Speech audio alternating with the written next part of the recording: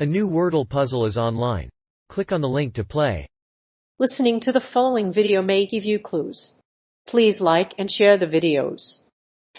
Another Ferdinand Marcos is set to become president of the Philippines. You've probably heard of him. Former guerrilla leader Ferdinand Marcos led the Filipino guerrilla resistance movement during World War I. You may know him as a mayor, senator, or lawyer. But do you know his real credentials? Read on to find out. Here's a quick primer on Ferdinand Marcos' background. But you should also know that Marcos' real degree was not an Oxford one. Ferdinand Marcos served as leader of the Filipino guerrilla resistance movement during World War I.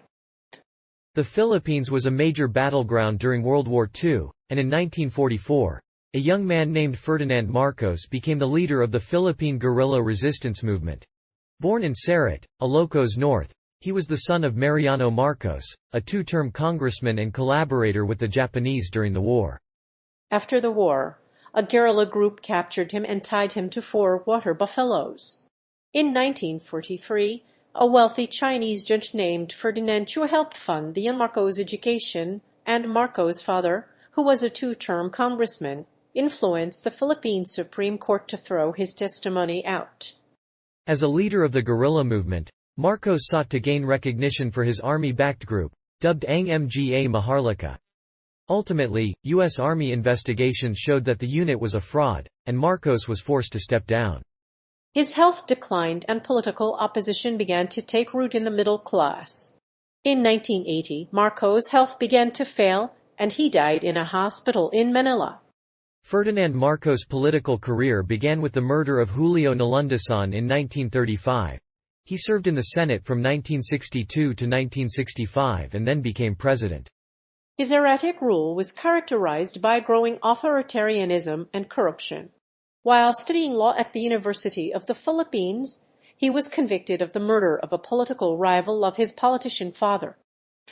Despite his conviction, he personally appealed his conviction and was acquitted.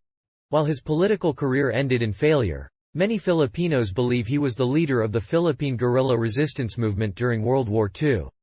He was a lawyer. One of the most powerful families in the Philippines is in line for a repeat. The late dictator Ferdinand Marcos Sr. is now the eldest son of the former president. He is also running for a congressional seat in Ilocos Norte, a province that was ruled by Duterte for 8 years. In December, Marcos Jr. was served with a tax notice related to his father's estate. Meanwhile, Marcos Jr.'s political career is shaky. Many observers are worried that another Marcos may rise to the top. Bongbong, the son of the late dictator, has long had ties with China, where his family maintains a consulate. He has studied in the UK and is fond of American culture.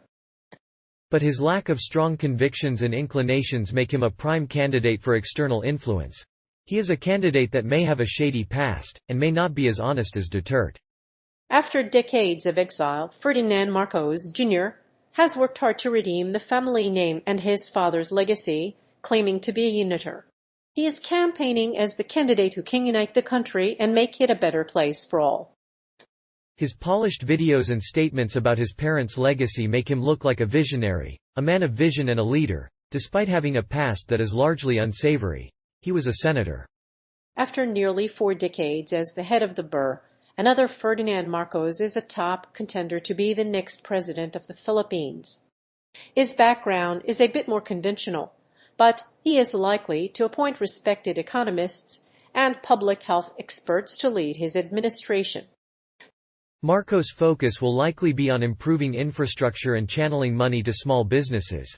He will also need to work with a coalition to contain the COVID-19 drug cartel and boost consumer spending.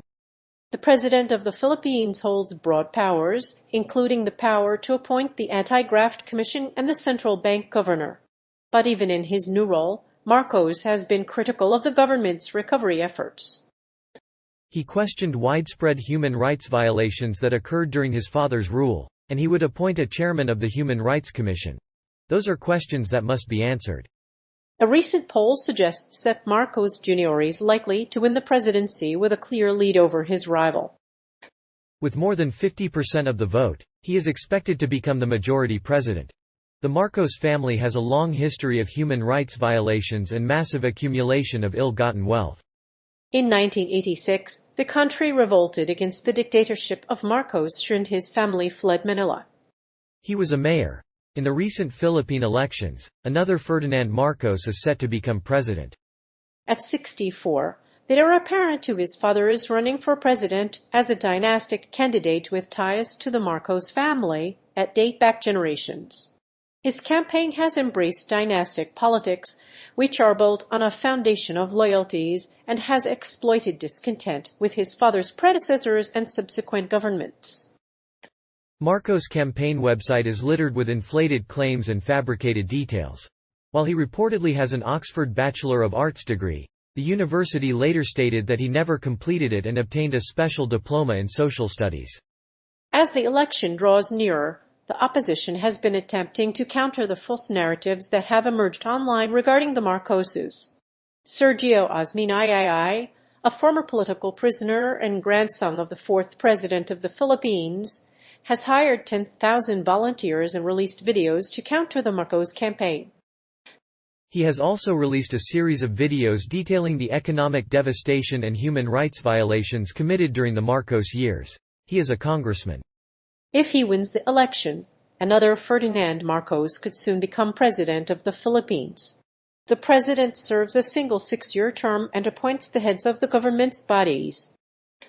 He would appoint the Anti-Corruption Commission and the Central Bank Governor, and he would appoint the head of the Human Rights Commission. He would also choose the chairman of the Anti-Money Laundering Council. This is a worrying development because Marcos has not spoken about economic issues in his campaign, and the promise to cap rice prices at half their current rates has alarmed many economists. But some analysts say this is all campaign bluster, and the former dictator will soon forget his obscene campaign promises. Hopefully, Marcos will take after his predecessor, Duterte, and appoint technocrats to manage the country's economy. There are two major reasons why another Ferdinand Marcos is being considered for the presidency. One is that the country needs a strong leader to address the global crisis. There is no better way to do this than to elect someone with the experience of a former dictator or a former leader of a communist country. The Philippines has a history of dictatorship. In the past, this has resulted in the death of hundreds of thousands of people, and it has been suspected that the same thing may be happening in the country today. His son is running for a congressional seat. The eldest son of former dictator Ferdinand Marcos Jr. is seeking a seat in Congress to consolidate the family's stranglehold over the Ilocos Norte province. The eldest son is running for the first time and his cousin is defending the other congressional seat. Whether the eldest son will succeed his father is a matter of debate.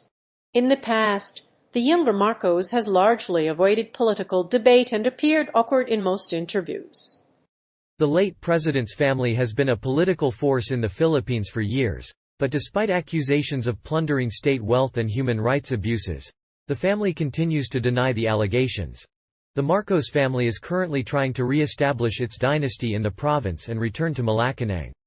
Their son Sandro Marcos is running for the 1st Congressional District of Ilocos Norte in the 2022 elections.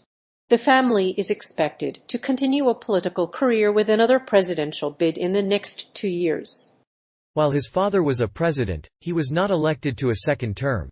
He served as chairman of the BIR from 2010 to 2016, but he declined to pursue criminal charges against his family. Marcos' son has largely distanced himself from accusations of economic mismanagement. He also says his father's death in Hawaii in 1989 is a factor in his campaign, as his family reunited after his father's death. The Marcos family used local loyalty to get elected in higher office. He has a bachelor's degree from Oxford. After the collapse of the People Power Revolution, the era of Ferdinand Marcos was largely forgotten, but the Marcos regime did produce some impressive achievements. After his flight from the country in 1986, he left important documents in the palace and appointed his wife to succeed him as president. This period was characterized by an unwavering anti-communism and a good president gone bad, with a flair for leadership and a knack for legal analysis. In the 1970s, Ferdinand Marcos studied at Oxford University, but did not earn a degree. The same year, he enrolled in a business course at the Wharton School of the University of Pennsylvania, but didn't finish. He returned to the Philippines in 1991, 2 years after his father died. His wife has faced multiple criminal charges, and the Marcos family is involved in numerous civil suits to recover their massive wealth. While the Marcos family has been a target of criminal charges, the former beer chairman Kim Henares, who served as its chair from 2010 to 2016, chose not to press charges against the Marcos family. A request for comment from Press Philippine Bureau correspondent reveals that the Marcos campaign has played to broad discontent with previous governments. Marcos, a former presidential candidate, has effectively tapped into discontent with previous governments and successor governments.